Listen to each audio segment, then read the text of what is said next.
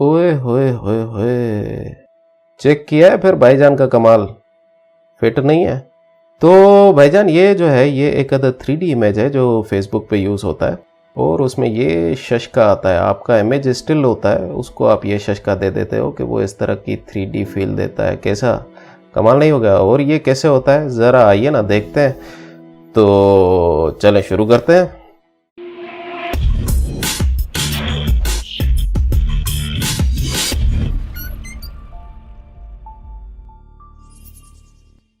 जी भाईजान, फोटोशॉप आपने खोला हुआ है। फोटोशॉप का कोई भी वर्जन हो मैटर नहीं करता इस चीज़ के लिए। अब सिंपली आपने जो भी इमेज यूज़ करना है 3D के लिए, फेसबुक में 3D में यूज़ करने के लिए आपने सिंपली उसको ड्रैग एंड ड्रॉप करना है। हमारा इमेज ये था, बच्चा उड़ाता कच्चा।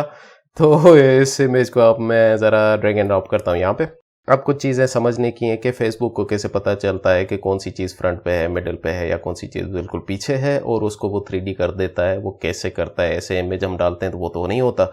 उसके लिए हम उसको एक डेप्थ के लिए एक इमेज अलग बना के उसको देते हैं, जिसमें हम खुद उसको बताते हैं कि कौन सी चीज़ें किस तरह प्लेस करनी है और उनको किस तरह 3D इफेक्ट वो देना है। और वो हम देते हैं ब्लैक और वाइट के वैल्यूज़ के बीच में हम कलर्स दे के। यूँ समझ लें कि फेसबुक जो है वो जो वाइट की तरफ कलर जाता है उसको वो कंसीडर करता है कि वो फ्रंट पे होगी, और जो ब्लैक की तरफ कलर्स जाते हैं उनको वो कंसीडर करता है कि वो पीछे होंगी। तो इसका मतलब ये है कि इस केस में हमारा ये जो बच्चा नज़र आ रहा है ये फ्रंट पे है, ये मिडिल पे है ये वाला पार्ट, और बिल्कुल बैकग्राउंड जो है वो बिल्कुल पीछे है। तो हम सबसे पहले ये फ्रंट पे बताने के लिए, ये मिडिल पे बताने के लिए, ये बैकग्राउंड बताने के लिए मुझे इनकी सिलेक्शन लेके इनको अलग करना पड़ेगा। तो सबसे पहले मैं यहाँ से ये जो क्विक सिलेक्शन टूल है ये ले लेता हूँ। इस पे मैंने क्लिक करके रखा तो उसके ऑप्शन खुल गए। क्विक सिलेक्शन टूल लिया और मैं इसकी सिलेक्शन लेना शुरू करूंगा, लेकिन उससे पहले मैंने इसको जूम इन करना है। मैं कंट्रोल स्पेस बार प्रेस करता हूं तो ये जूम का आइकन मेरे पास आ जाता है, और माउस क्लिक करके मैं सिंपली राइट ले जाता हूं माउस को या लेफ्ट ले जाता हूं तो वो उसको जूम इन जूम आउट करना शुरू कर देगा इस तरह। तो मैं ज़रा इसको जूम इन कर देता हूँ यहाँ पे, और इसका ब्रश साइज जो है वो कम है तो मैं उसको बढ़ाने के लिए ब्रैकेट्स को दोनों ब्रैकेट्स जो है वो इसका ब्रश साइज बढ़ाने और कम करने के लिए काम आती है। तो मैं सिंपली उसको क्लिक करके ज़रा ब्रश साइज बढ़ा देता हूँ, और यहाँ से अब इसकी मैं सिलेक्शन ले रहा हूँ, और ये सिलेक्शन मुझे नहीं चाहिए तो मैं ऑल्ट प्रेस करूँगा और इस सिलेक्शन को यहाँ से क्लिक करके माइनस कर दूंगा।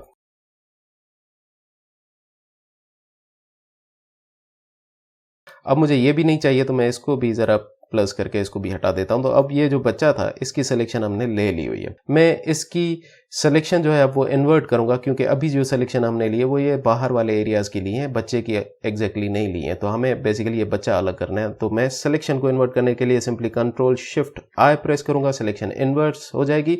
और वो इन्वर्ट्स करने के बाद अब मैं इस बच्चे को अलग करना चाह रहा हूँ। बैकग्राउंड सेलेक्टेड है और कंट्रोल जे प्रेस किया तो ये अब बच्चे की जो सिलेक्शन हमने ली थी वो अलग हो गई है। सिंपली मैं वापस बैकग्राउंड लेयर में जाता हूँ। अब मुझे ये जो मिडिल वाला पार्ट नज़र आ रहा है ये वाला इमेज, इसकी सिलेक्शन सेम टूल के साथ लेता हूँ तो ये सिलेक्ट हो गया, और यहाँ पे ये जो थोड़ा सा पार्ट रह गया है इसको भी मैं क्लिक करता जाता हूँ ताकि ये भी थोड़ा सा कम से कम सेलेक्ट हो जाए।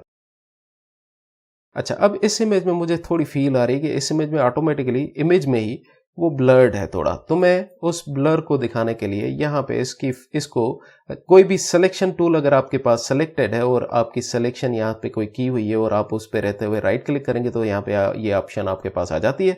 फेदर पे क्लिक किया, फेदर में इसको ज़रा 2 पिक्सल का ही दे देता हूँ, वो दे दिया। और इस ऑब्जेक्ट की सिलेक्शन जो है वो मैं यहाँ पे कंट्रोल जे प्रेस करके इसको भी अलग कर दूंगा।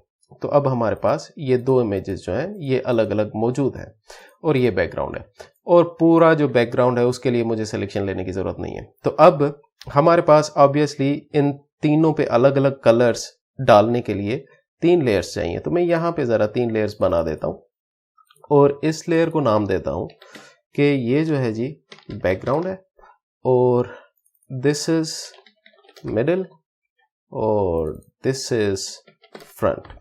ठीक हो गया जी। बैकग्राउंड लेयर जो है वो अब मैंने, क्योंकि पहले आपको बता दिया कि इस इमेज के लिए हम एक्सट्रीम वाइट और एक्सट्रीम ब्लैक करके देखते हैं उसका क्या रिजल्ट निकलता है फेसबुक पे, पहले वो करके देख लेते हैं। तो मैं सिंपली डी प्रेस कर देता हूं ताकि यहाँ पे default black and white colours आ जाए। डी प्रेस किया और यहाँ पे इस बैकग्राउंड लेयर सेलेक्टेड है, और ऑल्ट बैक स्पेस प्रेस किया तो बैकग्राउंड जो है वो ब्लैक हो गया।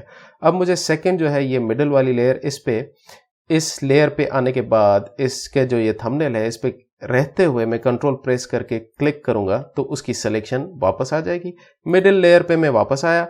मिडिल लेयर पे आने के बाद मुझे अब वाइट और ब्लैक के बीच वाला जो कलर है वो चाहिए। तो वैसे आपके पास ये जो कलर पिकर है ह्यू में नज़र आ रहा होता है, उसको आप सिंपली यहाँ पे ये ब्राइटनेस में आ जाएंगे।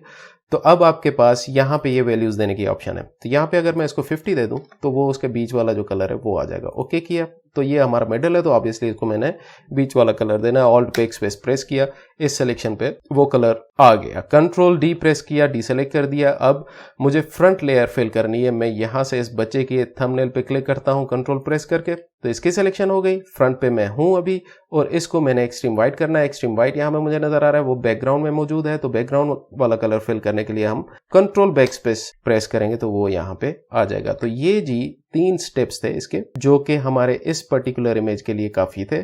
और उसमें हमने ये 3 चीजें उसको डिफाइन कर दी कि भाई ये मिडिल में है, ये फ्रंट में है और पीछे सारा पीछे है, बैकग्राउंड है। इसको मैं जरा सारों को सेलेक्ट करके कंट्रोल जी प्रेस करता हूँ, इसको एक ग्रुप में रख देता हूँ और इसको नाम दे देता हूँ मसलन डेप्थ 1। और इसके बाद अब मैं सिंपली इसको कंट्रोल शिफ्ट एस प्रेस करूंगा, सेव एज करूंगा, यहां से जेपेग सेलेक्ट करूंगा। जो इमेज हमारे पास मौजूद है उसका नाम एग्जैक्ट हमने रखना है। ये आपने याद रखना है कि फेसबुक पे ये 3D इमेज बनाने के लिए आपने 2 इमेजेस ही यूज करने होंगे। दूसरा हमारा डेप्थ वाला इमेज होगा, लेकिन उसके लिए जरूरी है कि पहले वाले इमेज का नाम से मिलता जुलता एग्जैक्टली सेम नाम होना चाहिए। वो करने के लिए सिंपली मैं इसको क्लिक करता हूँ, ये नाम सेम आ गया। इस डेप्थ वाले इमेज के लिए सिंपली आपने उसके आखिर में एक अंडरस्कोर देना है और यहाँ पे लिख देना है डेप्थ, दैट्स इट।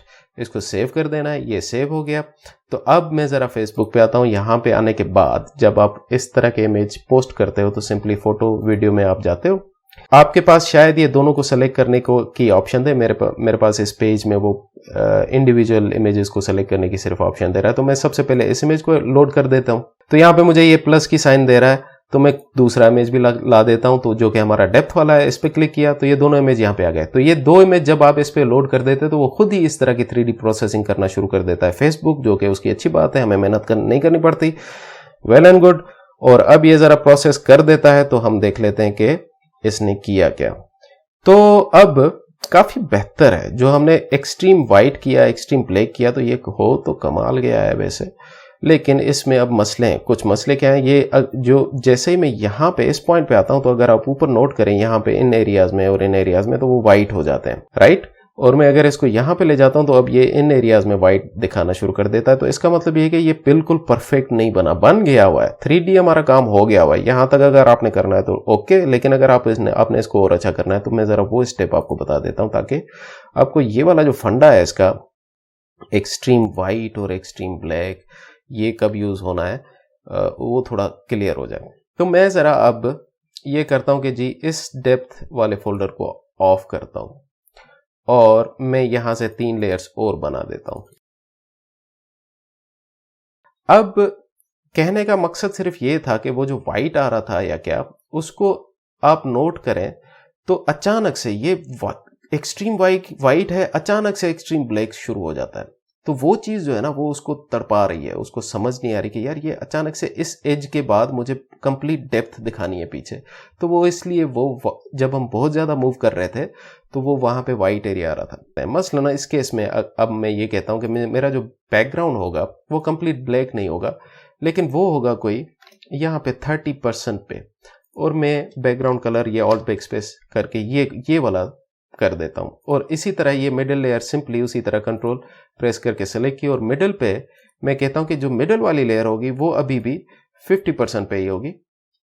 इसको मैंने 50% रखा और फिल कर दिया।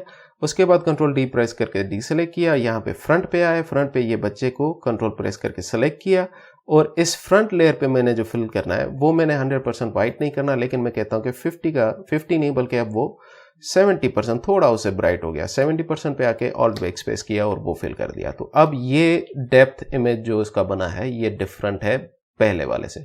इसको मैं नाम दे देता हूं डेप्थ 2 का।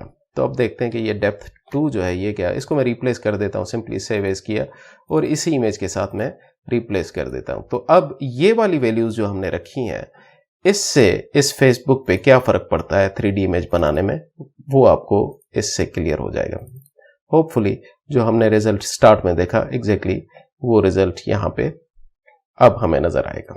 तो सीन ये बना हमारा कि अब अगर मैं इसको एक्सट्रीम यहाँ पे लेके जा रहा हूँ, एक्सट्रीम वहां पे लेके जा रहा हूँ, इन कॉर्नर्स पे लेके जा रहा हूँ, तो अब आपने नोट किया कि वो जो वाइट वाले मसाइल आ रहे थे वो बिल्कुल ना होने के बराबर हो गए। तो हमारा काम जो है वो ओए होए होए होए हो गया है। तो जी ये है 3D इमेज बनाने का सारा फंडा। आपको होपफुली सारी बात क्लियर हो गई। सिंपली यहाँ पे आपने जो भी लिखना है वो लिखें और अपने इमेजेस 3D बनाएं और उनको पोस्ट करें और लोगों को परेशान करें कि भाईजान ये आपने क्या कर दिया। बाकी जो लोग मेरे चैनल पे नए हैं वो काइंडली सब्सक्राइब कर लें और उनको मज़ा आएगा मेरे साथ चीज़ें सीखने में। और जिन्होंने सब्सक्राइब किया हुआ है उनको thank you for watching this video. और बाकी लाइक कर लिया कर लें भाईजान, कमेंट भी कर लिया करें, मुझे थोड़ी हिम्मत मिलती है। और कोई सवाल हो या क्या वो आप मुझसे कमेंट में पूछ सकते हैं। कोई नई चीज़ बनानी हो जो आपको समझ ना आनी हो कमेंट में पूछ सकते हैं। तो होपफुली आप मुझसे कनेक्टेड रहेंगे। चलें जी, मिलते हैं फिर नेक्स्ट ट्यूटोरियल में। अल्लाह हाफिज़।